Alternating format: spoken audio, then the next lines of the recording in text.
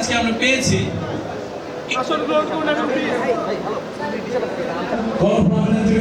এবং সেই সাথে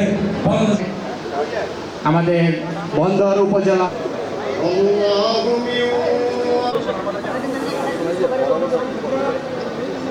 যৌথ প্রচেষ্টার মাধ্যমে আমাদের যে সমস্ত স্থানীয় সমস্যাটি আছে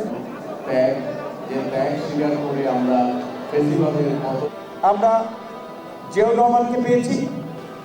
এখন জিয়াউর রহমানের সন্তান মাননীয় প্রধানমন্ত্রী তারেক রহমানকে আমরা সেই দর্শন, সেই কর্মস্পৃহায় আমরা তার উদ্দীপনা দেখতে পাই। সরকারি দল, বিরোধী দল, নাগরিক সমাজ যদি আমরা সরকারকে সহযোগিতা করি, তারেক রহমানের নেতৃত্বে বেশি দূর প্রয়োজন হবে না, বেশি দিন প্রয়োজন হবে না।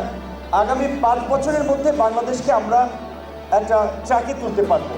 সেই লক্ষ্যে আমি মনে করি এখন যেহেতু আমরা বিএনপি বলি, জামাত বলি, এনসিপি বলি, সবাই আমরা ফ্যাসিবাদের বিরুদ্ধে একসাথে আন্দোলন করেছিলাম।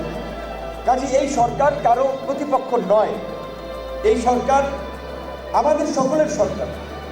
এই সরকারকে বাংলাদেশের ভবিষ্যতের জন্য, বাংলাদেশের পুনর্গঠনের জন্য, বাংলাদেশের ভবিষ্যৎ জেনারেশনের জন্য আমাদেরকে সফল করতে হবে। তবে আমাদের প্রধানমন্ত্রী ইতিমধ্যে নির্দেশনা দিয়েছেন, ইনকেস যদি পরিস্থিতির অবনতি হয় তাহলে আমাদের শ্রমিকরা যদি দেশে ফিরে তাদের কর্মসংস্থান কিংবা তাদের ক্ষতিপূরণ কিংবা কল্যাণের জন্য যে ব্যবস্থা নেওয়া দরকার সেটি প্রবাসী কল্যাণ ও বৈদেশিক কর্মসংস্থান মন্ত্রণালয় পররাষ্ট্র মন্ত্রণালয়ের সাথে সমন্বয় করে কাজ করছে।